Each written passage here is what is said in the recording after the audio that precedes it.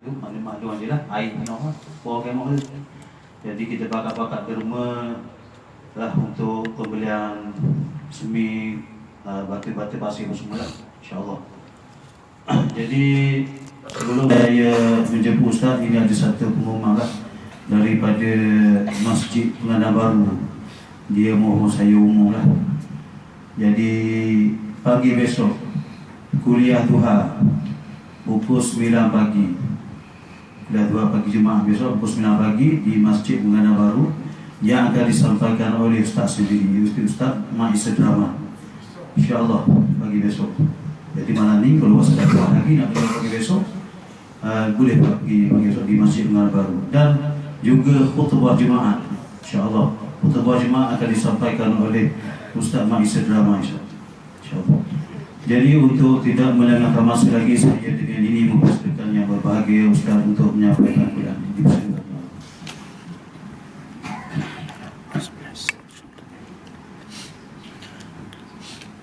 Assalamualaikum warahmatullahi wabarakatuh.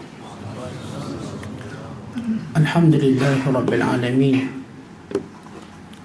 Wassalatu wassalamu ala rasulil amin wa ala alihi wa ashabihi wa man sara ala nahjihi wastanna bisunnatihi wa ihtada bihadihi ila yaumiddin. Amma ba'du. فقال الحق تبارك وتعالى بعد أعوذ بالله من الشيطان الرجيم بسم الله الرحمن الرحيم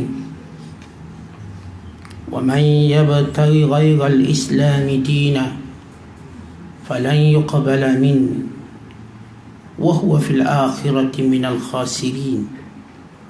صدق الله العظيم.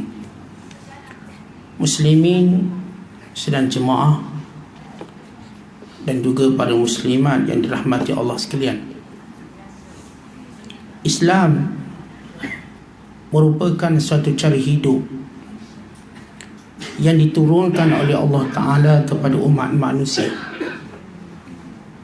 yang sepakat ulama bahkan setiap para pemerhati bahawa Islam ini turun demi maslahah kepada manusia sekalian, untuk memberikan kepada sekalian makhluk Allah segala masalah, kebaikan kepada mereka, dan menolak daripada mereka segala mafasid, kerosakan. Sama ada kerosakan kepada spiritual mereka, kerohanian, akal, fizikal, persekitaran, bahkan dunia sejagat. Kerana itu bagi orang yang memahami dan mendalami Islam, mendapati Islam penuh dengan keindahan. Namun keindahan Islam ini tidak mungkin dicapai oleh orang yang meninggalkan satu asas penting dalam Islam, iaitu belajar. Bila mana kita menjarakkan, menjauhkan diri kita daripada belajar dan menambah ilmu, maka kita tidak akan melihat keindahan Islam. Kita tidak akan melihat kesempurnaan Islam. Kerana itu Allah Subhanahu wa taala memerintahkan kepada Nabi-Nya Muhammad sallallahu alaihi wasallam supaya senantiasa berdoa kepada Allah ditambahkan ilmu. Wa qur rabbi zidni ilma. Dan katakanlah, wahai Muhammad, wahai Tuhanku, tambahkan kepadaku ilmu. Kata ulama dalam menafsirkan ayat ini, bahawa tidak ada satu pun yang Allah Ta'ala perintahkan Nabi sallallahu alaihi wasallam supaya tambah selain daripada ilmu. Kerana ilmu itu bererti kita membuang segala hijab yang berada di hadapan mata kita. Kita tidak nampak keindahan Islam, kesempurnaan Islam, sebab hijab antara kita dengan Allah begitu banyak. Sebab itu setengah ulama menyatakan hijab seorang makhluk dengan Allah Ta'ala ada 70 hijab. yang ianya akan jatuh satu persatu bila mana bertambah ilmu seseorang.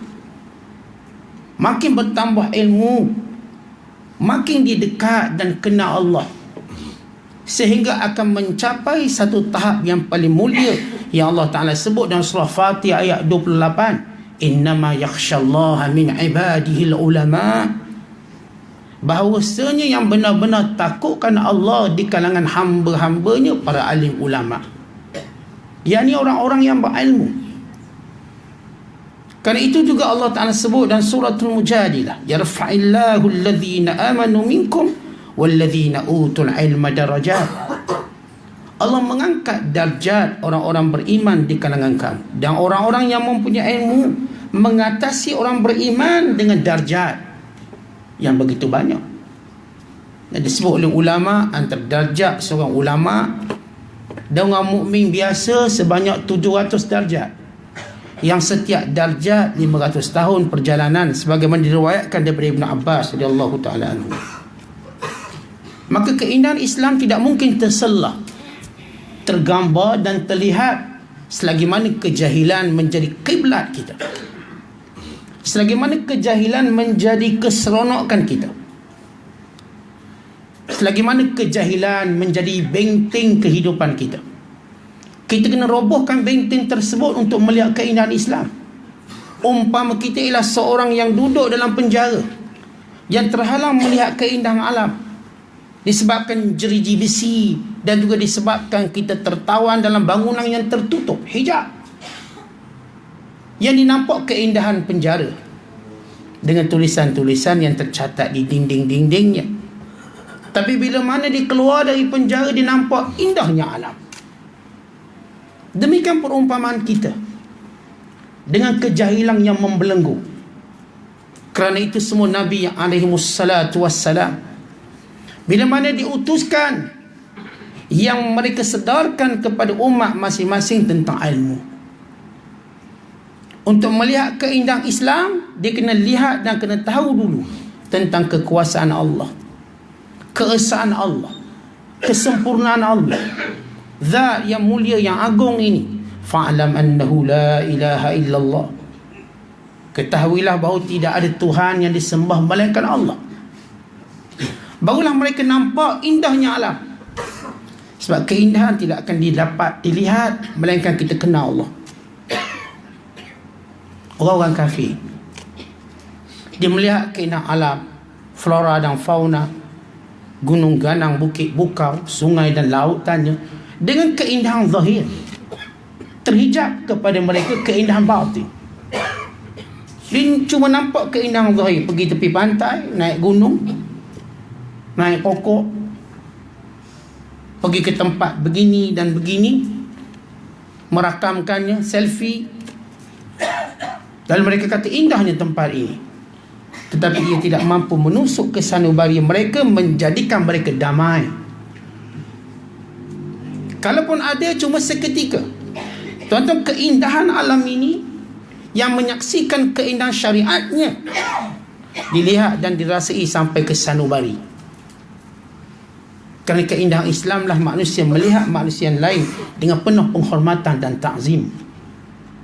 Sebab indah Islam, even seorang melihat seseorang dengan penuh kemuliaan, baik dia melihat yang tua atau melihat yang muda, baik dia melihat bangsa, satu bangsa dengannya atau berlainan bangsa, dia dapat menyaksikan kehebatan dan kemuliaan Islam. Tuan-tuan, bila mana Allah mengisytiharkan bagaimana keindahan makhluk-makhluk yang diciptakan oleh Allah. Ya ayyuhan nas, inna khalaqnakum min dhakarin wa unsa wa ja'alnakum syu'uban wa qabaila lita'arafu inna akramakum indallahi atqakum. Dan surah Hujurat ayat yang ke-12.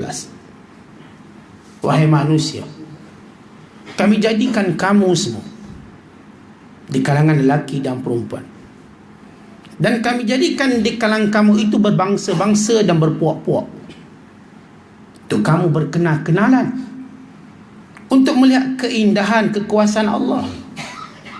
Bahkan keindahan syariat Islam yang mengatur kamu manusia dengan pelbagai perbezaan kepada satu nilai yang cukup mulia. Inna akramakum indallahi atqakum. Yang paling mulia di kalangan kamu bukan lelaki, bukan perempuan, bukan Melayu, bukan Cina, bukan Arab, tetapi yang bertakwa.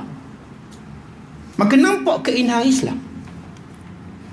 Kerana Islam letak penilaian pada takwa. Satu nilai yang boleh kita rebut. Saya boleh rebut, tuan-tuan boleh rebut. Lelaki atau perempuan. Tuan-tuan, bila mana kita melihat agama lain, kemuliaan apa yang mereka rebut sehingga menjadikan agama mereka cacat marba? Setengahnya cuma melihat keindahan untuk menjadi kasta tertinggi, Brahma. Mau dilahirkan sebagai Brahma sebab dia ada Brahma, Ksatria, Vaishya, Sudra. Yang lahir dalam kelompok kasta Sudra atau disebut Parya, selama-lamanya mereka hina dan tidak nampak keindahan agama mereka. Melainkan mereka melihat agama mereka penuh penindasan dengan kasta yang berbeza. Kerana itu bila Gautama Buddha tidak berpuas hati dengan Hindu, dia mengasaskan ajaran baru namanya Buddha. Gautama Buddha asalnya Hindu.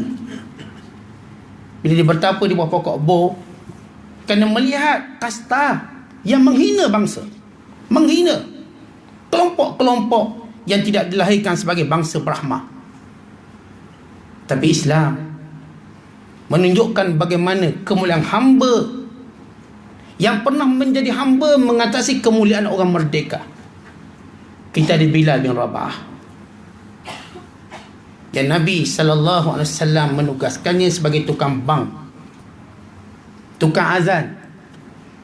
Lihat kemuliaannya, bangsa kulit hitam daripada Habsyah yang memanggil seluruh bangsa, seluruh kabilah, yang pelbagai kemuliaan mereka untuk datang ke rumah Allah.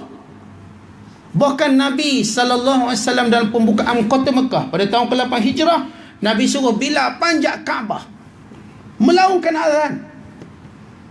Dan puak-puak musyrikin Mekah berkata, si gagak hitam mana yang menaiki Kaabah kami? Dia lupa dalam Islam tidak ada lagi perkara tersebut.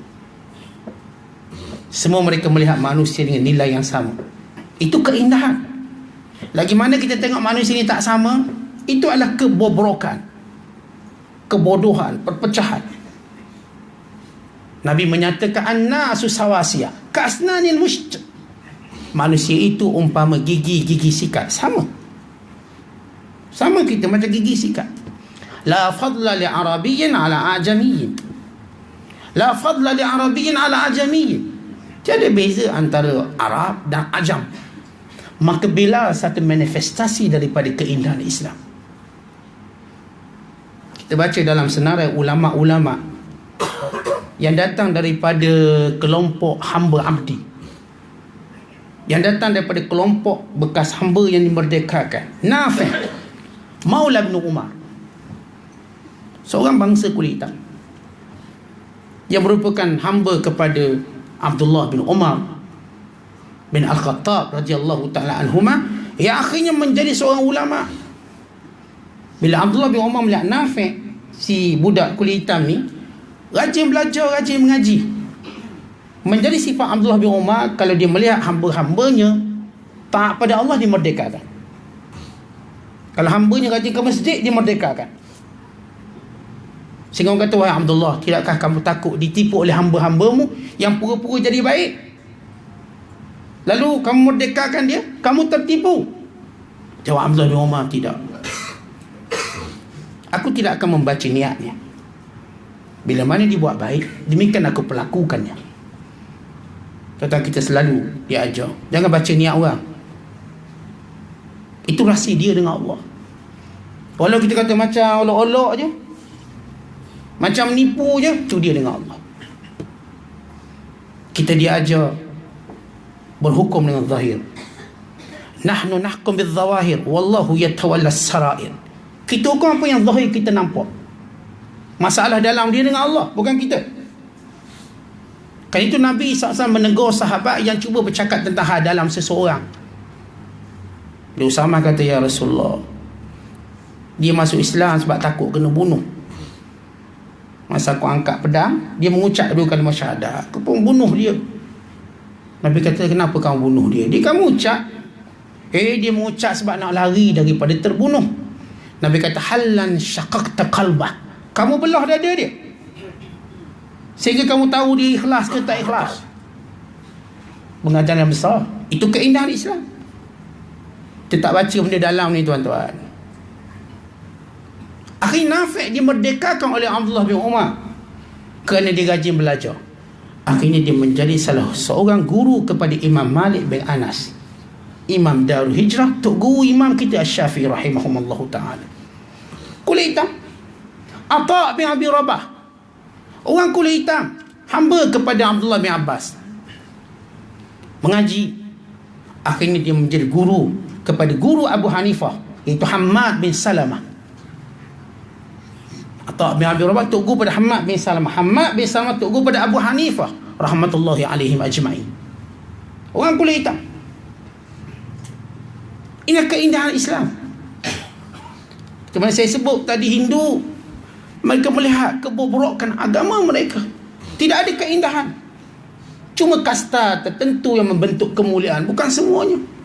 Kristian melihat golongan padri yang membolok segala makna dan kepahaman agama, mengikut sewenang-wenangnya. Akhirnya mereka protes hingga lahir satu mazhab namanya Protestan di Jerman.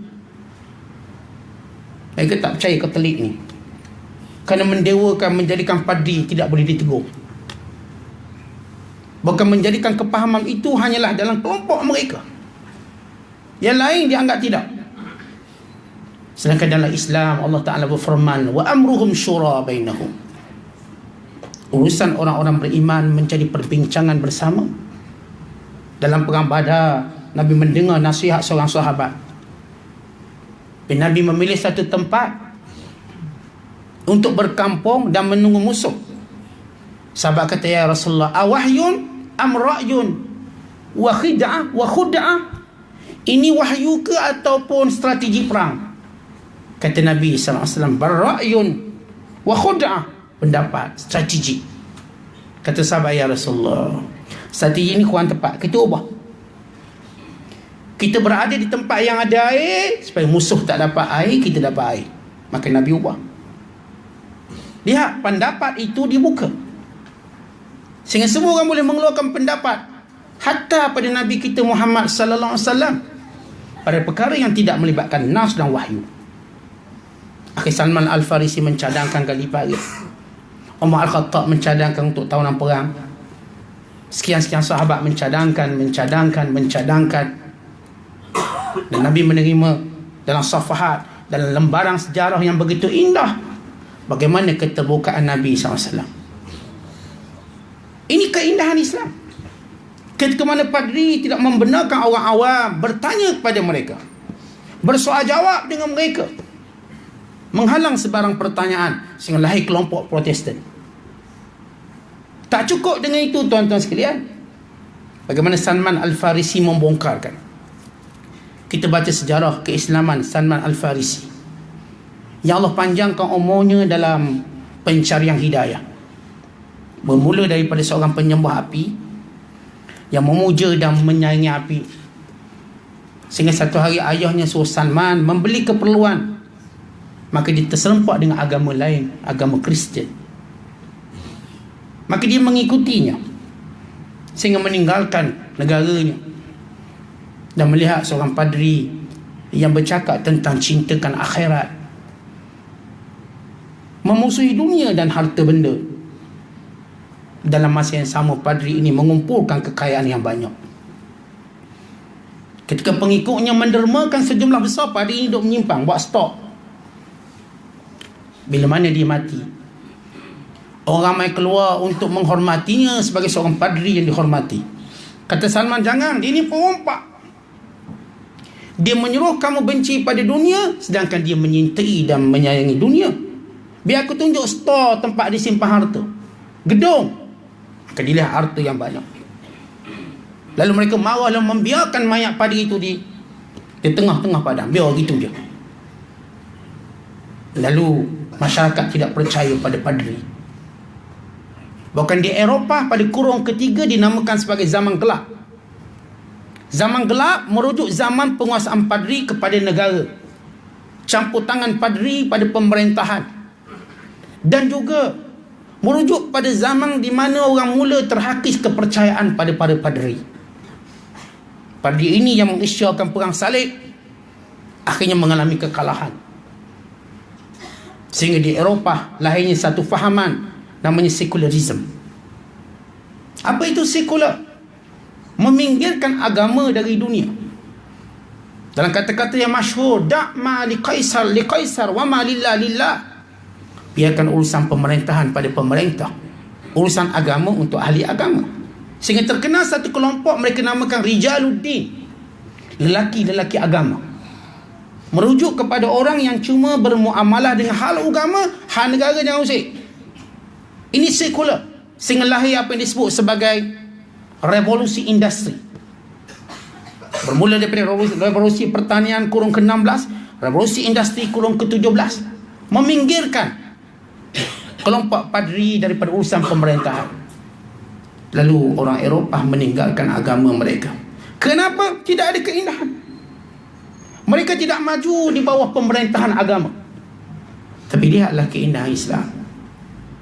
Kita maju, kita hebat bila mana kita diperintah dengan Islam. Mereka kuat dan mereka maju bila mereka meninggalkan agama mereka. Sebab tu tuan-tuan, bila golongan Eropah yang kembali kepada agama Kristian, mereka kembali pada zaman kelemahan. Bila orang Islam nak kembali pada Islam, mereka pergi kepada zaman ketamadunan dan kehebatan. Sebab Islam itu indah, membina ketamadunan yang begitu hebat. Tuan-tuan baca kata-kata Rubai' bin Amir. Apa yang dikatakan kepada Panglima Rostam? Allahu bta'athana linukhrija man sya'a min ibadatil ibad ila ibadatillah, wa min jawril adyan ila adli Islam, wa min dhiqid dunya ila si'ati dunya wal akhirah. Allah menghantar kami untuk mengeluarkan manusia daripada penyembahan sesama manusia kepada penyembahan pada Allah, daripada kezaliman agama. Tuan-tuan, Rubai' bin Amir melihat semua agama lain menzalimi para pengikut dia, menipu pada pengikutnya dengan pelbagai cara, dengan pelbagai khurafat, pelbagai mentera, menutup akal daripada berfikir, bertindak, daripada kezaliman agama kepada keadilan Islam yang memberi hak pada spiritual, kerohanian, mental, fizikal, semuanya, hak keluarga. Kata seorang yang mula kuat agama Kristian, maka dia tak boleh kahwin. Bukankah ia menzalimi manusia? Akhirnya ramai anak-anak luar nikah lahir, skandal-skandal seks di kalangan para padri, sehingga tuan-tuan, di Itali ada satu kota namanya Vatican City. Tuan-tuan boleh Google dan baca Vatican City. Satu bandar kecil yang diberi autonomi oleh kerajaan Itali, di mana pemerintahan ialah Pop yang perintah, dan di situ kuasa mutlak pada Pop. Mana-mana padri yang terlibat dengan skandal jenayah, penyelewengan dana derma, seksual dan lain-lain, kerana mereka dah letakkan padri itu seperti Tuhan, anak Tuhan yang boleh mengampunkan dosa mereka sendiri, yang tidak terbabit dengan apa-apa dosa dan kesalahan, sebab mereka tidak boleh dirasuk, dikacau, diganggu oleh syaitan. Mereka mulia, dan mereka ini dipindahkan ke Vatican City untuk dapat perlindungan, menjadikan pada penyokong Kristian tidak berpuas hati. Lalu mereka menghina padri-padri mereka dalam filem-filem mereka, dalam tulisan mereka. Mereka meninggalkan gereja. Bukan kita dengar gereja-gereja yang dijual, yang dibeli oleh orang Islam. Kita lihat indahnya Islam, tak pernah ada masjid kita dijual atau surau kita dijual. Orang jual tepi masjid ada, orang jual tepi surau ramai, yang dapat rezeki sebab surau, sebab masjid. Beribu Orang dapat sumber rezeki daripada masjid dan surau. Mereka jual gereja. Mereka menjual tempat ibadat mereka. Lihat buruknya apa yang berlaku pada agama mereka. Ketika mana Islam menunjukkan terus keindahan demi keindahan.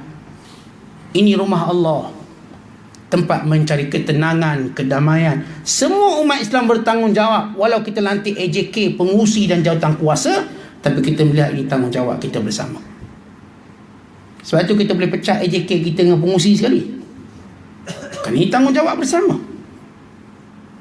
Bila gagap, kita akan mengambil sikap yang agak ekstrim untuk ubah kalau mereka tidak mau bunuh. Tapi gereja dimiliki individu, lalu dijual sesuka hati. Ada seorang penggusti terkenal namanya Josh Foreman, yang dia lepas habis tinju jadi padri, buka gereja sendiri, bela sekian-sekian budak-budak yang gelandangan. Akhirnya tak ada duit, terpaksa nak jual semua ni. Aset-aset gereja semua jual belaka. Sebab apa? Dimiliki individu. Tapi Allah sebut untuk rumah Allah, wa annal masajida lillah fala tad'u ma'allahi ahada.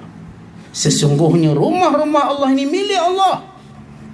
Jangan kamu seru selain daripada Allah dan doa dan munajat. Sebab itu kita bertanggungjawab masjid, surau. Mana ada masjid orang Islam yang saya sebut tadi dijual, dilelong. Alhamdulillah, elektrik pun boleh bayar, api air pun boleh bayar. Bahkan kita melihat makin lama surau makin besar, makin besar, makin besar. Walaupun orang makin kurang, itu cerita lain. Masjidnya besar. Ini keindahan. Kan rumah Allah diagungkan, dimuliakan. Habis tak orang makin kurang, kerana kita menunggu satu seruan di mana dia akan memenuhinya. Contoh kita umpama menyediakan tempat dulu. Kita yakin orang Islam jauh mana pun dia sesat, jauh mana pun dia lari, dia akan kembali ke pangkalan. Dia akan kembali kepada fitrah dia. Dia umpama kapal yang diikat talinya pada pelabuhan. Walau dia hanyut jauh, dia masih ada tali akidah dia. Dia balik semula. Walau mungkin dia balik setahun sekali, hari raya je dia balik, penuh hari raya. Kan kata dah kena buat masjid besar, tengok hari raya penuh. Setahun sekali dia pusing balik. Ada yang mungkin setahun 2 kali, raya haji, raya puasa. Ada yang seminggu sekali, hari Jumaat ada muka dia, hari lain tak ada. Tapi kita siapkan tempat. Kalau mereka kembali, kita sudah ada tempat. Kita siapkan pada asatizah kita mengajar.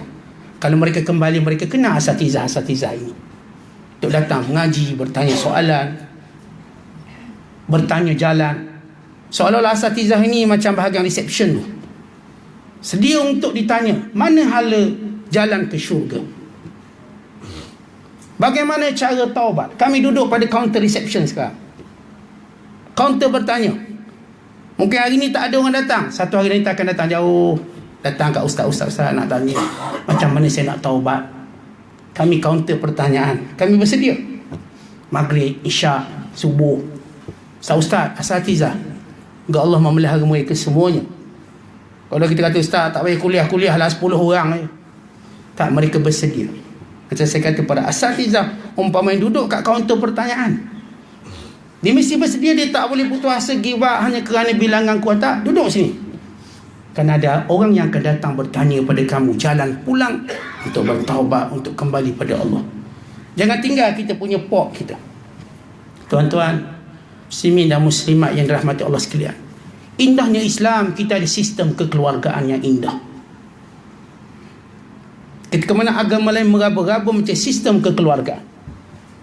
Sebab itu kita tak dengar sistem kekeluargaan Kristian, kerana pada mereka tak berkahwin, tak beranak pinak. Mereka tidak ada cara mendidik anak-anak, kerana orang terbaik di kalangan mereka yang dipandang oleh mereka tidak berkahwin, tidak boleh dijadikan ikon. Akhirnya masyarakat barat lebih suka untuk tidak berkahwin. Demikian juga Buddha dan Hindu, para Sami mereka tidak berkahwin, tidak punya keluarga. Mereka tidak ada sistem kekeluargaan. Mereka tidak tahu bagaimana cara membina keluarga yang betul. Masing-masing mengikut selera. Akhirnya mereka bernaung di bawah ahli-ahli psikologi, ahli-ahli motivator yang bagi motivasi macam mana. Yang bagi motivasi pun keluarga dia untung hancur. Tinggal Islam tengok utuh sistem rumah tangganya. Ada perkahwinan, para alim ulama kita berkahwin, orang-orang soleh kita berkahwin, bukan Nabi kita Muhammad sallallahu alaihi wasallam berkahwin. Meninggalkan kepada kita sejumlah turas, sejumlah khazanah ilmu untuk kita ikuti. Bagaimana membina keluarga yang baik, bagaimana membina rumah tangga yang baik. Tuan-tuan, bila Nabi ajar satu kaedah yang hebat, Nabi kata tunkahul mar'atu li arba'in, li maliha wa li jamaliha wa li hasabiha wa li diniha fasfar bizati din taribat yadak. Biasanya perempuan dikahwini kerana 4 sebab. Perkataan tungkahu menjadi kebiasaan wanita berkahwin. Dikahwini kerana 4 perkara berdasarkan kecenderungan manusia. Pertama, lima liha, harta dia, harta keutamaan. Sebab kita nampak senang kahwin perempuan kaya ni macam cuci kaki. Rumah dia dah beli, kereta dia dah ada, kita senang dia jadi suami tumpang. Cenderung akhir zaman lagi lah. Sebab apa? Lelaki tak masuk universiti, yang masuk universiti ramai perempuan. Lelaki banyak rempik, perempuan banyak kerja, pegang jawatan besar, JLC sekian-sekian. Maka dikahwini perempuan itu kan harta dia, wali jamaliha, dan kerana cantik dia, wali hasabiha, kerana keturunan, kerabat diraja ke, anak-anak menteri, anak-anak YB, ni keturunan itu, keturunan ini. Dan Nabi sebut akhir sekali, wali diniha, hanya segelintir yang memilih agama. Fasfar bizati din, maka menangkanlah faktor agama mengatasi faktor harta, kecantikan dan keturunan. Lihat Nabi susun sistem rumah tangga kerana tuan-tuan sekalian, agama menjadikan segalanya indah pada awal perkahwinan sehingga akhir perkahwinan, sehingga kita dipisahkan dengan kematian. Tapi harta menjadikan akhirnya rumah tangga ini tidak indah. Atau kecantikan, akhirnya kecantikan itu layu. Innal jamala yazhu. Tuan-tuan, kecantikan mula-mula hebat, lama-lama layu, tak lawa dah. Siapa nak Miss Universe tahun 70? Tuan-tuan nak? Tahun 80 kita tak nak. Kadang-kadang kita tengok bini kita hari ni dengan wajah sekarang, jauh beza Ustaz. Dulu ambil 45 kilo, sekarang 85. Beza. Tapi kerana dia ada agama, kita nampak dia cantik, indah, selama-lamanya indah. Nabi kata menangkan agama, kalau tidak kamu akan rugi. Taribat yadak, fakirlah kamu kalau kamu pilih selain agama. Kamu sekadar main pasir je lah, main pasir, main abuk je. Kalau kahwin perempuan kan dia cantik dia, kahwin perempuan kan nasab keturunannya, hartanya, kamu cuma main pasir je, main benda sia-sia. Ambillah agama, kan dia akan melahirkan zuriat beragama yang mendoakan untuk kamu. Tuan-tuan, Islam ada sistem harta benda. Islam menyusung bagaimana harta benda itu patut diuruskan. Sebab itu kita umat Islam tak ada masalah bab derma ni. Alhamdulillah, makin terdekat dengan Allah, makin dia pemurah. Makin orang tu kenal Allah, menuntut ilmu, dia makin pemurah. Orang kedekut ni tuan-tuan, sebab dia jauh dari agama dan jauh daripada melihat keindahan Islam, bukan keindahan sedekah tu sendiri. Tuan-tuan, bila Nabi menyatakan kullu mri'in fi zilli sadaqatihi yaumal qiyamah, setiap orang akan berteduh di bawah teduhan sedekahnya pada hari kiamat kelak. Sedekah tu Nabi ajar kita dalam sistem kehidupan kita untuk nampak indahnya Islam. Sedekah tu sebenarnya tuan-tuan sekalian ialah payung kita akhirat kelak. Banyak kita sedekah, besar payung kita, besar bayang atau kita katakan lindungan kita pada hari kiamat kelak. Sehingga Nabi menyatakan di antara kelompok yang mendapat teduhan Allah, wa rajulun tasaddaqa bisadaqatin fa akhfaha hatta la ta'lama shimaluhu ma tunfiqu yaminuhu, muttafaqun alaih. Seorang lelaki yang bersedekah lalu menyembunyikan sedekahnya sehingga tangan kirinya tidak mengetahui apa yang didermakan oleh tangan kanannya. Apa kelebihannya? Menjadi tetamu VVIP Allah Ta'ala. Dan 7 kelompok. Sebab itu tuan-tuan, Islam menunjukkan kepada kita harta ialah amanah. Islam tak tunjuk kepada kita harta ini pemilikan. Harta bukan milik kita. Kalau milik tak akan ada faraid. Kerana yang dimiliki tidak boleh dibahagi-bahagikan. Orang kafir dengan hartanya dia milik, sebab tu bila dia mati ditanam sekali dengan harta. Esok orang korek kubur, mayat dia terkeluar sekali. Orang kafir akhir zaman lagi kita tengok, sebab dia nampak harta tu milik dia, maka kita nak beri kepada anak-anak dia, ni duit aku, maka tanam dalam kubur. Ini cerita Fir'aun dulu. Tuan-tuan, kalau tuan-tuan pergi muzium Fir'aun di Mesir, ada Mathaf Fir'aun di satu tempat namanya Ramses. Waktu saya pergi dulu, dia ada tempat Fir'aun. Saya pergi tempat di mana harta-harta Fir'aun ditanam sekali. Di mana Fir'aun, bila mati seorang Fir'aun, dia akan bunuh semua benda yang disayangi oleh Fir'aun. Kalau Fir'aun tu suka anjing, dia bunuh anjing untuk dia temang di dalam kubur. Harta dia. Kalau suka kucing, dia bunuhnya kucing. Dia tembak, ikut zaman dulu tembak lah, panah ke apa benda ke. Dia suka buaya, buaya tu dimatikan, dimumiakan. Tanam sekali, dia banyak. Harta benda Fir'aun ni banyak, tanam sekali. Sebab dia menyangka harta tadi dia akan bawa dalam kubur. Tuan-tuan, sistem yang mereka fahami itu begitu membahayakan kubur. Sebab itu ada penyamung dalam kubur. Tapi lihat Islam, kita bawa juga harta tu, tapi kita bawa dengan apa? Ibadat. Nabi SAW menceritakan, bila datang malaikat Munkar dan Nakir, maka di antara amal soleh yang membentengi seorang yang beriman daripada soal jawab Munkar Nakir. Kerana amal soleh ini akan berkata pada malaikat Munkar dan Nakir, jauhilah kamu daripada dia. Nak tanya jauh-jauh, jangan tanya dekat-dekat. Apakah amalan tadi? Sedekah.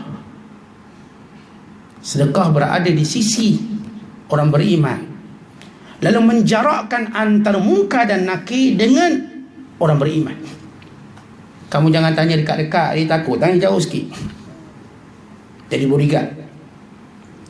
Tuan-tuan sekalian, harta itu kemuliaan yang diperoleh oleh seorang yang beriman kerana kebajikan, ketaatan, sedekah yang dilakukan di dunia. Sebab itu kubur orang beriman selamat. Kita mati, tuan-tuan, kain kafan je lah. Basic kain kafan. Itu bukan harta, itu cuma urusan kematian. Orang takkan fikir nak curi kain kafan. Allahumma illa kalau kita kafankan dengan pakaian yang mahal. Macam Kristian dengan kod harga ribu, hilang kod tu. Jam tangan, kasut, dengan keranda, baldu, keranda pun hilang. Hilang, orang curi. Sebab tu dia ada hantu keranda, orang curi. Kita orang beriman, keranda kita buat bila tanah tu jenis tanah rebih. Kalau tanah tak rebis, kerah kita tutup dengan kayu je. Kalau tanah tu rebis, buat keranda sebagai satu bentuk lahat.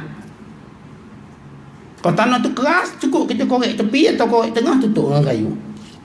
Tengok tanah, keranda tu bukan matlamat. Lepas tu keranda kita simple je, tak mahal. Buat kayu-kayu lebih kurang je.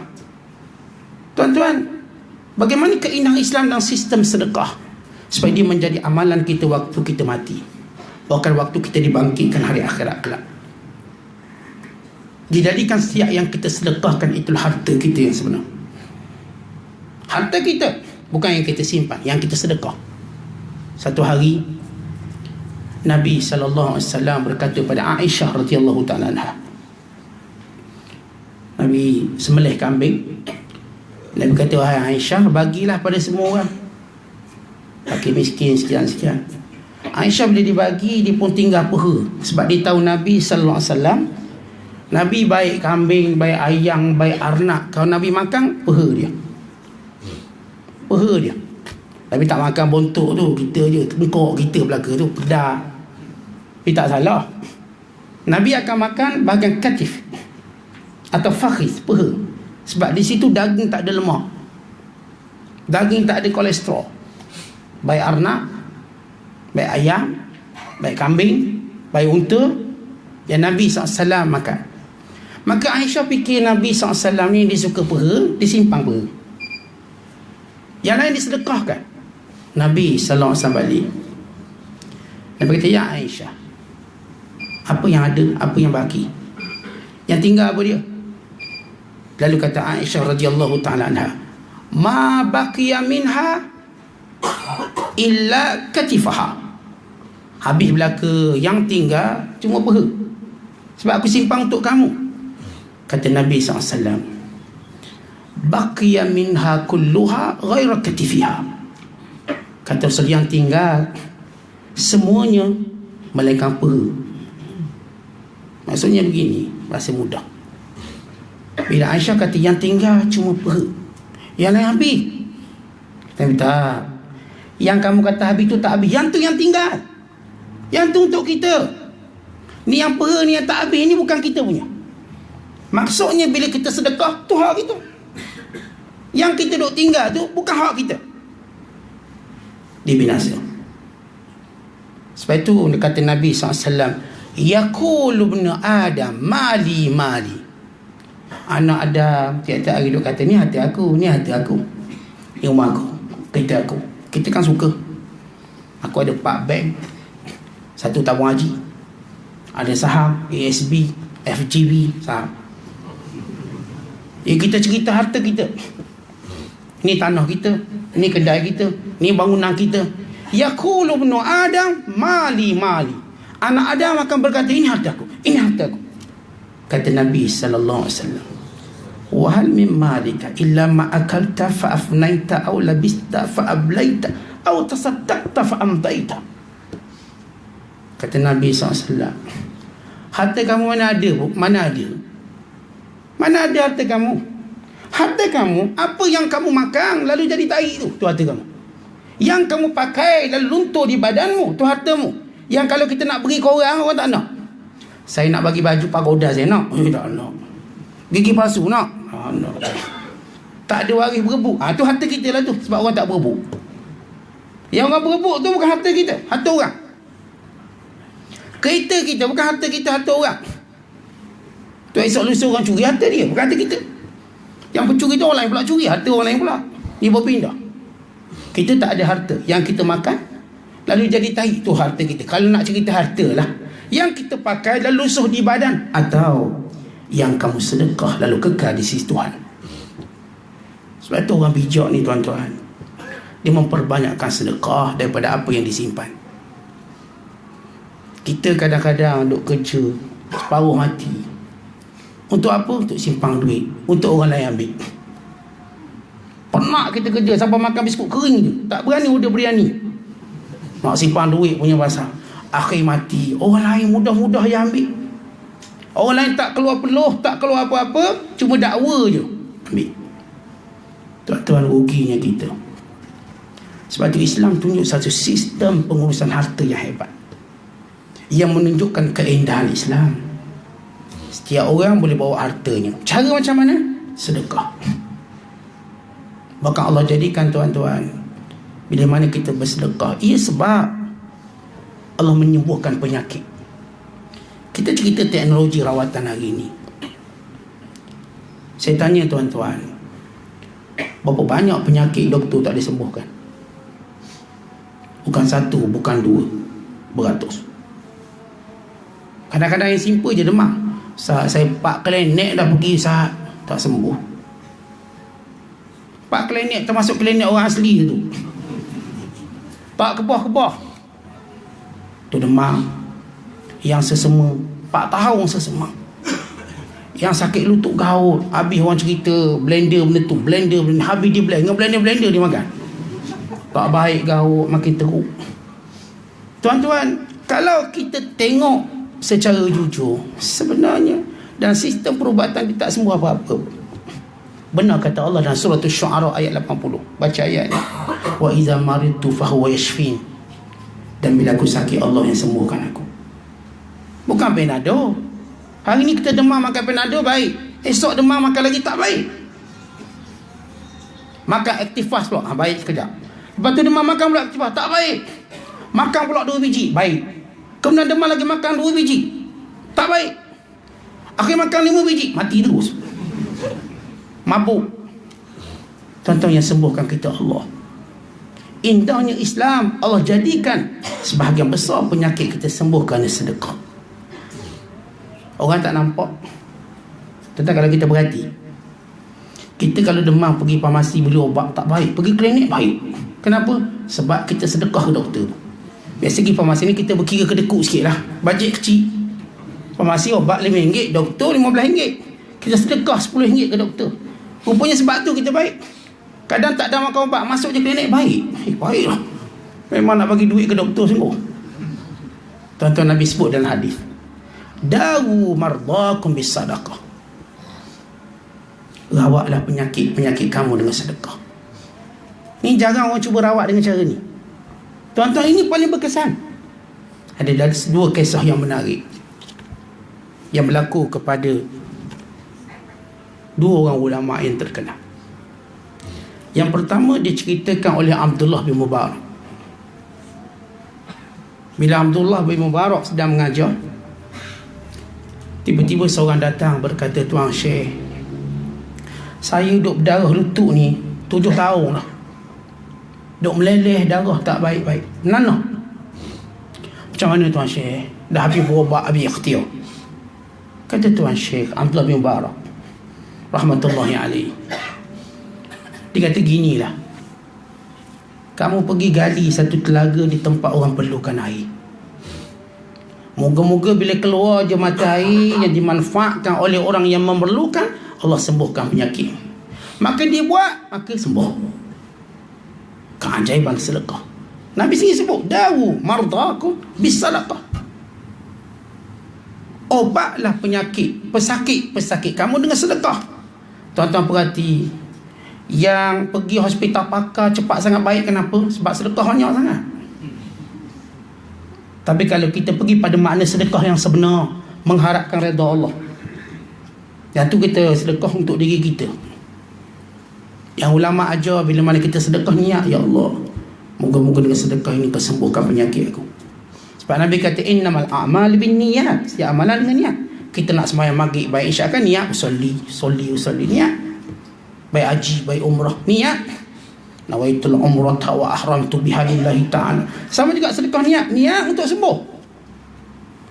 Al-Imam Al-Baihaqi menceritakan, gurunya Imam Al-Hakim An-Naisaburi, bila wajahnya luka, duk berdenih kat wajah ni, kena kat muka, tuan-tuan, malulah sebab ustaz mengajar, nampak menanah. Dah berubat macam-macam, tak jadi apa. Minta seorang ulama sufi yang hebat, Abu Usman As-Sabuni. Abu Usman As-Sabuni, tuan-tuan, kalau kita baca dalam kitab Siyar A'lam Nubala, muridnya 10,000 ni. Maka dalam kuliah dia doa, kita mengilah kawan hamba namanya Imam Al-Hakim Naisaburi sakit, kita pakai doa lah, yang kat tangan. Semua doa, 10,000 doa, tuan-tuan, takkan tak ada yang mustajab. Maka selesai doa, keesokan hari ada seorang wanita tulis surat hantar kepada Abu Usman As-Sabuni. Tok Guru, lepas Tok Guru ajak kami berdoa kepada Imam Al-Hakim Naisaburi, ulama hadis, Tok Guru pada Imam Baihaqi, aku balik rumah, aku sambung doa. Aku doa sungguh-sungguh biar sembuh Syekh ni, supaya dia beri manfaat ilmu pada umat. Malam tu aku bermimpi bertemu dengan Nabi SAW. Mimpi jumpa Rasulullah. Ni jenis anak murid ikhlas. Doa ke Tok Guru, doa pada kawan Tok Guru dia. Lalu Nabi beri isyarat kepadaku supaya dia bersedekah. Supaya dia bersedekah dengan cara wujudkan satu sumber air untuk diminum oleh para musafir dan orang-orang yang memerlukan. Maka Abu Usman As-Sabuni hantar surat kepada kawannya Imam Al-Hakim An-Naisaburi, Imam Abdullah Al-Hakim Naisaburi, supaya buat benda tu. Maka dibuat, lalu Allah sembuhkan dia. Dan kata Imam Baihaqi, wajah tok guruku lebih tampang daripada dulu berkat yang Nabi sebut ni. Dawu mardakum bis sadaqah. Tuan-tuan, bukan sekadar rawat. Ini keindahan Islam ni, rahsia dalam Islam yang menjadikan banyak penyakit dirawat. Kita duk buasi lama, Ustaz, buasi. Orang kata makan kulit rusa, makan dah. Sebab rusa tengok saya pun lari, makan kulit dia. Orang suruh bakar, buat parang, buat sekian, makan obat ini itu, buat belaka dah. Sedekah ada tak? Sedekah banyak sikit, sedekah banyak sikit. Ni surat Alaikumah nak buat sekian-sekian, sedekah niat, mudah-mudahan Allah sembuhkan buasi aku. Bagi 30-40 ribu, InsyaAllah sembuh. Tidak duduk berkangkang berjalan. Beri duit tu akan jadi simpanan kita akhirat kelak. Tuan-tuan, duit kita beri ni, dia hak kita juga. Dia lalu ambil pahala, kutip pahala dulu, dan tersimpan akhirat kelak sebagai hak kita. Tuan-tuan, ramai hamba-hamba Allah bila mati dia kata apa? Rabbirji'un, ya Allah, boleh tak aku nak balik semula ke dunia? La'alli a'malu salihan fima tarak, aku nak buat balik amalan soleh yang aku terlepas buat. Kata ulama, yang dia terlepas buat sedekah. Sebab benda tu payah sekali. Suruh sembahyang sunat bekak dari boleh, suruh sedekah menggigil tak boleh buat.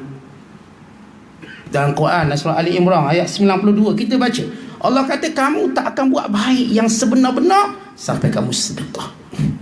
Lan tanalul birra hatta tunfiqu mimma tuhibbun. Kamu tidak akan mencapai kebaikan yang sebenar sehingga kamu berikan apa yang kamu sayang. Yang kita sayang tu, tuan-tuan, itu tanda baik sungguh kita. Sebab itu dikatakan orang jahil kalau dia pemurah, lebih Allah suka daripada orang alim yang kedekut. Benar kata Imam Syafi'i. Tuan-tuan, kenapa Islam suruh kita banyak sedekah? Sebab itu menjadikan kita ada maruah. Semua keaiban ditutup dengan sifat pemurah, dan cukuplah sifat kedekut membongkar segala keaiban. Ini kata-kata Imam Syafi'i. Kalau tuan-tuan ni jenis masjid jarang pergi, contoh kuliah tak pergi, kalau pergi pun tidur, dan memang lekat rekod tidur misalnya, sekian-sekian benda-benda aib yang orang cerita, tapi satu dia tu pemurah, tak pun lalu dia pun bangun sedekah, baru sambung tidur balik. Dengan seorang lagi kita cerita, dia baik, dia bagus, datang sebelum orang bang, dialah yang bang sekian-sekian, tapi bila tabung lalu dia tidur. Cukup itu keaiban yang membongkar segala keaiban dia. Itu kata-kata Imam Syafi'i rahimahullah. Secara mafhum, orang pemurah Allah jadi dia mulia. Sebab itu Allah nak suruh kita jadi orang mulia, orang pandang mulia kita. Tuan-tuan, macam nak jaga maruah? Bukan baju berjenama. Nak jaga maruah bukan kereta Ferrari dan Lamborghini, bukan. Bersedekah dan pemurah. Walau kita miskin, orang kata dia baik, orang kata oh hebat mak tu, bagus. Orang ada maruah. Itu maruah. Itulah indahnya Islam. Tuhan jadikan sebahagian ibadat punca kemuliaan kita, punca sembuh penyakit kita. Bukan sembuh penyakit hati. Hati kita ni penyakit banyak, tak tenang, gelisah. Sebab tu bila kita gelisah ni, kita nak belanja duit. Atau bila kita gelisah, pergi beli kereta baru, biar hilang kegelisahan. Kita beli rumah baru, biar hilang kegelisahan. Cari bini baru, biar hilang kegelisahan. Rupa-rupanya kegelisahan hilang dengan sebab sedekah. Nabi Allah Yahya AS, ketika mana diwasiatkan kepada anak murid dia dan menyatakan sedekah merawat penyakit dalaman. Penyakit dalam hati ni, bukan kita penyakit yang fizikal tadi, hati. Dia kata apa, tuan-tuan? Dia kata umpama kamu seperti orang yang ditawan. Kamu ditawan dan diikat dengan ketat-ketat. Lalu kamu berkata kepada yang menawanmu, Sudikah kamu lepaskan aku dan aku beri kepada kamu sejumlah wang, sejumlah hartaku? Tuan-tuan, kalau kita kena tawan, sanggup tak beri semua? Sanggup, supaya kita bebas dan merdeka. Itulah keresahan. Dia umpama sesuatu yang menawan diri kita, sehingga kita rasa macam terkongkong, rasa macam gelisah. Lepaskannya dengan sedekah. Jiwa kita rupanya terkunci dengan sifat kedekut. Dalam hadis Nabi SAW, Nabi menyatakan, umpama orang sedekah dengan orang kedekut, seorang yang dipakaikan baju besi. Setiap kali dia bersedekah, dilonggarkan baju tadi sehingga melepaskan tubuhnya. Insyirahu sadrihi, lapang dada dia. Tapi kalau dia kedekut, maka dia menjerutnya, lalu makin labuh sehingga mencekiknya, dan dia tak jumpa jalan keluarnya. Muslimin dan muslimat yang dirahmati Allah sekalian, tajuk yang besar keindahan Islam yang kita dapat cungki dan lihat dalam semua aspek pensyariatan, hukum hakam, saranan dan suruhan. Dengan bahasa mudah yang saya sebut mukaddimah, Islam tak suruh melainkan benda yang beri kebaikan pada kita. Kebaikan itulah yang mengindahkan hidup kita, keluarga kita, masyarakat, bahkan negara kita. Tentu keindahan tercemar bila mana kita meninggalkan syariat Islam. Akhirnya semuanya kita lihat huduh dan jijik. Seorang melihat isterinya huduh, seorang melihat kebaikan huduh, buruk. Semua orang nampak benda-benda huduh, buruk belaka. Kenapa? Syariat ditinggalkan. Akhirnya kita tak jumpa alam yang hebat, alam yang mulia. Semua alam ini menanti kebinasaan. Benar kata Allah, Zaharal fasad fil barri wal bahri bima kasabat aydin nas. Telah zahir kerosakan di daratan dan di lautan dengan perbuatan tangan manusia. Kata ulama, yang dimaksudkan perbuatan tangan manusia meninggalkan syariat. Sebab bila orang tinggal syariat, dia tak cerita dah halal haram, dia kira nak buat tak nak buat, ikut suka dia, maka rosak semua. Tapi orang ikut syariat ni tak boleh, ni bukan duit aku, duit orang. Bukan sampai peringkat duit dia pun dia tak kata duit dia, kan dia bimbang duit orang. Indah Islam. Jangan kata duit orang betul-betul, yang duit dia pun dia mungkin rasa was-was, ni duit aku ke duit orang. Sebagaimana berlaku pada seorang ulama terkenal, Abu Ishaq Ash-Shirazi rahimahullah. Tuan satu hari duduk masjid, dia memang duduk setempat tu. Dia keluar dari masjid, tengok duit jatuh 1 dinar. Dia balik semula ke tempat dia duduk, memang tak ada orang lain duduk. Orang tahu ni tempat syekh duduk. Dia nampak duit 1 dinar. Waktu dia nak pegang, takkan duit aku, takut ada orang lain duduk selepas aku duduk, lalu duit dia jatuh. Maka dia meninggalkan, tak ambil. Kalau kita memang yakin 100% duit kita. Kita lihat indahnya Islam. Dia tak semudah mengaku ni duit dia, walau memang ada ruang untuk dia mengaku itu duit dia. Bagaimana dia nak mengaku duit orang duit dia? Ini menjadikan aman, sehingga tidak ada yang mengambil harta orang lain. Saya rasa sekadar itu apa yang saya mampu sampaikan pada malam ini. Perkongsian kita pada malam ini, insya-Allah moga-moga dapat beri manfaat pada saya dan pada tuan-tuan sekalian. Ya, saya cuba jawab beberapa soalan yang ditanya oleh sahabat-sahabat kita. Ada setengah kenyataan menyatakan Syiah juga sebahagian dari mazhab Islam. Kita semua tahu banyak penyelewengan dari ajaran Syiah, seperti azan lain yang lafaz kita, kalimah syahadah berlainan dengan kita, mengkafirkan sahabat Nabi dan isteri Nabi, memujuk kubur Sayyidina Husain radhiyallahu ta'ala anhu, kawin muta. Apakah pandangan Ustaz? Baik tuan-tuan sekalian, dalam Islam begitu jelas. Bila kita tanya bagaimana seorang masuk Islam, tuan-tuan, macam mana seorang masuk Islam? Dengan mengucap 2 kalimah syahadah. Bila dia ucap 2 kalimah syahadah, kita kata dia Islam. Lepas tu dia buat perangai begitu begini, itu cerita lain. Tapi dia zahirnya Islam. Walaupun Syiah dengan segala kejahatan yang kita tahu, keburukan yang kita tahu, kata Ustaz, Syiah betul ke? Di mazhab ke agama lain? Tuan-tuan, saya jawab dengan 3 jawapan mudah. Kalau sekiranya Syiah ni agama lain, kenapa mereka boleh masuk Mekah dan melaksanakan ibadah haji dan umrah? 1. Yang kedua, kalau kita kata Syiah ni agama lain, bukan saya sokong Syiah ni, kita tak sebut kejahatan dia maklum, penyelewengan dia maklum, ketelampauan dia maklum, semua kita maklum benda tu. tidak terhijab oleh kita semua ahli sunnah wal jamaah, tahu kejahatan dia, maklum. Tapi kita tanya, seorang kalau kafir tuan-tuan, macam mana masuk Islam? Dengan mengucap 2 kalimah syahadah. Baik Syiah mengucap tak 2 kalimah tu, aku atau tidak? Akui. Habis tak ditambah, tambah cerita lain. Tapi dia mengucap tak? Seorang masuk Islam, dia mengucap kalimah tu, kita kata dia Islam. Kerana itu kalimah yang menyebabkan seorang masuk Islam. Sebab itu kata Nabi SAW, man qala la ilaha illallah dakhala jannah. Siapa yang sebut la ilaha illallah masuk syurga. Takkan kita nak lawan apa yang Nabi SAW sebut. Dan yang ketiga, tuan-tuan sekalian, bila kita cerita Syiah dengan jahat gini, baik, kita pun ceritalah orang Sunni pula. Ustaz, ada orang tu Ustaz, dia Islam, dia tak semayang, dia minum arak, dia berjudi, dia berzina, dia yang curi selipar tu imam, semua dia. Lalu tuan-tuan nak kata dia kafir dengan segala kejahatan yang ada pada dia semua. Ustaz, dia bukan sekadar tu Ustaz, dia tak pernah dengar azan. Bukan kata nak suruh azan, azan tak nak dengar, tutup telinga. Kuliah tak nak dengar. Dia kerja ni Ustaz, rempit tiap-tiap malam. Ni macam sama Syiah, kafir dia. Tak mungkin tuan-tuan kata begitu dengan segala kejahatan dia buat. Hak jahat macam Syiah buat, sama dengan sebahagian Sunni buat juga. Jahat ni, bunuh orang, gogor orang. Sebab itu tuan-tuan, benda kita ada 3 kelompok dalam hal isu Syiah. Ni panah, isu ni panah. Kelompok pertama mengkafirkan Syiah secara semuanya. Lalu sehingga berani kata Syiah ni agama lain, walaupun realiti menolak apa yang mereka kata. Tidak tuan-tuan, kita kata tengok Syiah duduk kat Mekah, kita kena tumbuk dia, bunuh dia. Dia bukan orang Islam, kafir. Kena halang dia, dia murtad. Kita report pejabat agama kedutaan Syiah yang ada kat Malaysia ni murtad. Tuan-tuan berani report? Tak report. Dia macam tu. Tahu-tahu makan restoran Syiah juga. Ni kelompok pertama kata Syiah ni agama baru.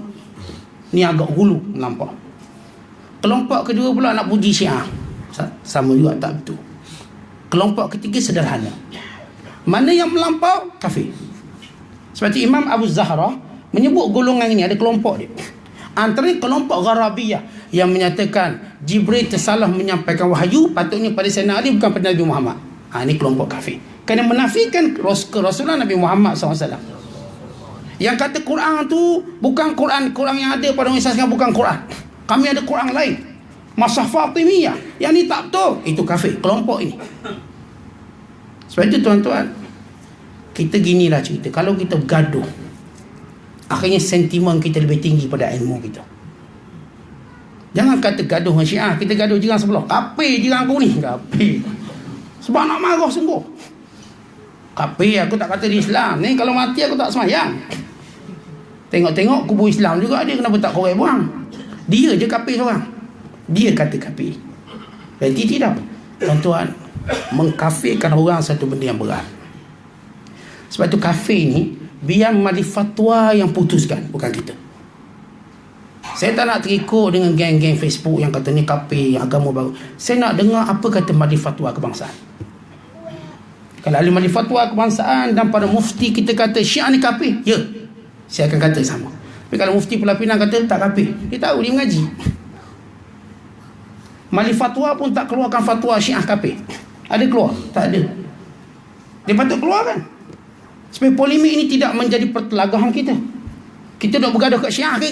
Orang yang cuba bela, mumpuk kafir sekarang Syiah. Dah, tambah pula dia kafir lagi. Dia tambah lagi kelompok. Tuan-tuan, kita dalam apa situasi, ilmu mesti depan. Allah Ta'ala berfirman, ya ayyuhalladzina amanu la tuqaddimu baina yadayillahi wa rasuli. Orang beriman, jangan kamu dahulukan Allah dan Rasul dalam pertimbangan kamu. Kita nak marah, betul lah, kita nak marah orang Islam kena sembelih bla bla. Tapi kita juga perlu tahu aspek ilmu yang sebenar. Sebab itu saya sebut 3 jawapan. Dan saya bersama kelompok tengah yang mana melampau di kalangan mereka, ya kafir. Tapi menyeluruh nak pukul sama rata, tidak. Saya tak akan pukul sama rata. Sebab itu saya sebut tadi, Saudi membenarkan. Mereka mengucap 2 kalimah syahadah. Kerana itu juga saya sebut bahawa kerajaan majlis fatwa ulama tidak mengkafirkan mereka. Kita kan orang awam. ulama-ulama kita, ahli fatwa, tok-tok mufti kita, mereka disebut oleh Allah, fasalu ahla dzikri in kuntum la ta'lamun, tanya orang lain kalau kamu tak tahu. Dan kita pakat tak tahu belaka, maka kita minta ahli fatwa keluarkan. Dan setahu kita, dan setahu tuan-tuan sekalian, tak ada fatwa tersebut. Namun kita tetap berhati-hati dengan kejahatan Syiah. Kita mesti membela para sahabat, kerana para sahabat ialah benteng pada Islam. Kata Abu Zur'ah Ar-Razi rahmatullahi alaihi, "Idza ra'aita man yantaqis ahadan min as-sahabah falyashhad annahu zindiq atau fa'lam annahu zindiq."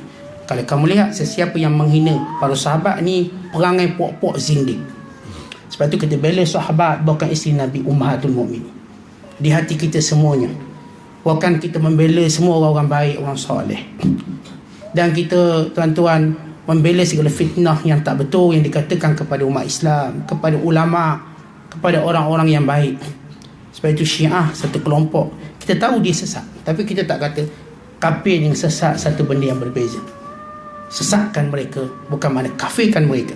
Allahumma illa mereka orang yang saya katakan melanggar usul Islam yang jelas dan diputuskan oleh pemerintah. Tuan-tuan kena ingat satu benda, urusan mengkafirkan ni urusan pemerintah, bukan urusan kita. Ini pemerintah punya tugas. Sebab itu di zaman kerajaan Uthmaniyah, dia seorang terlibat dengan ajaran sesat, nak kafirkan dia, khalifah panggil.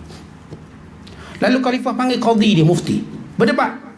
Mufti tadi tak beri jawapan yang meyakinkan, maka khalifah tak hukum lagi dia, sehingga datang seorang lagi mufti besar, lalu berhujah dengannya, sehingga dia tidak lagi dapat menjawab hujah melainkan keegoannya, boleh dijatuhkan hukuman kafir lalu dibunuh. Klik kafir ni benda yang tuan-tuan begitu unik, teliti, detail. Kita bukan ahli, saya bukan ahli, tuan-tuan bukan ahli. Dan setiap kali bila seorang mengkafirkan orang, dia akan menjawab di hadapan Allah, kenapa kamu kafirkan dia? Bukankah dia ada kalimah syahadah? Macam saya baca hadis Usamah bin Zaid, wahai Usamah, apa yang kamu nak jawab di hadapan Allah kalau datang kalimah syahadah membela dia? Aku mengucap, dia bunuh aku, apa nak jawab? Namun saya katakan memang kita kena membendung ajaran Syiah, berusaha keras menyadarkan umat kita daripada pengaruh Syiah. Apa sahaja perkara yang membabitkan Syiah, yang kita kata memecah belah kaum umat Islam, ya, kita kena alert dengan benda itu semua, kena mengaji sungguh-sungguh. Namun jangan sentimen kita mengatasi ilmu. Macam mana pun kita nak marah orang, dia ada hukuman. Seorang tu bunuh orang, hukumannya cuma bunuh, bukan cincang lumak, penggal kepala, bakar badan dia, buat seekor. Ada. Dia buat macam mana salah, hukumnya bunuh je. Bunuh macam mana? Baik gantung, baik pancung, tu je. Tak ada pancung kepala dengan kepala lutut sekali, tak ada. Nak marah ni tak jahat, bunuh 10 orang, tak. Islam suruh pancung kepala sudah, lepas tu tanam. Dia mencuri sah, kita gerang ke dia, tak. Islam suruh potong tangan je. Sabit Islam potong tangan, tak. Saya nak potong 2 kaki sekali, tak boleh. Kali pertama Islam kata tangan, kali kedua selang kaki, kali ketiga tangan satu lagi, kemudian baru selang kaki. Kali kelima dia mencuri lagi, maka dia ta'zir dengan cara dipenjarakan. Gerang Ustaz, dia mencuri, kita belasah sampai mati. Itu hukum nafsu, bukan hukum Allah. Sebab itu kita berada pada batasan ilmu. Yang selamat tuan-tuan, yang menjaga nilai ilmu dalam semua tindakan, dalam marah, dalam suka, dalam benci dan dalam redha. Saya benci orang, saya tetap pegang pada ilmu. Saya suka orang pun, saya tetap pegang pada nilai ilmu. Taklah bila saya suka dia, saya puji dia melangit. Tuan-tuan, kita suka Nabi Muhammad SAW, kita cinta, kita sayang, tapi kita tak kata Nabi Muhammad anak Tuhan. Kita tetap kata Nabi Muhammad itu abduhu wa rasuluh, hamba Allah dan Rasul. Sayang macam mana pun kita jangan jadi macam Kristian, sayang sikit anak Tuhan. Jangan jadi macam Yahudi, dia benci ke Nabi Isa, dia kata anak luar nikah. Kita Islam tengah, kita kata Nabi Isa hamba Allah yang lahir daripada Maryam al-Batul, Maryam yang suci, sebagai satu kuasa Allah. Lihat bagaimana kita duduk tengah. Indah duduk tengah sebab kita pegang ilmu. Bukan ketakasuban kerana benci, bukan ketakasuban kerana sayang, tetapi kerana ketakasuban pada kebenaran dan ilmu. Maka lahirlah pandangan kita dan pendapat kita. Wallahu a'lam bissawab. Assalamualaikum warahmatullahi wabarakatuh.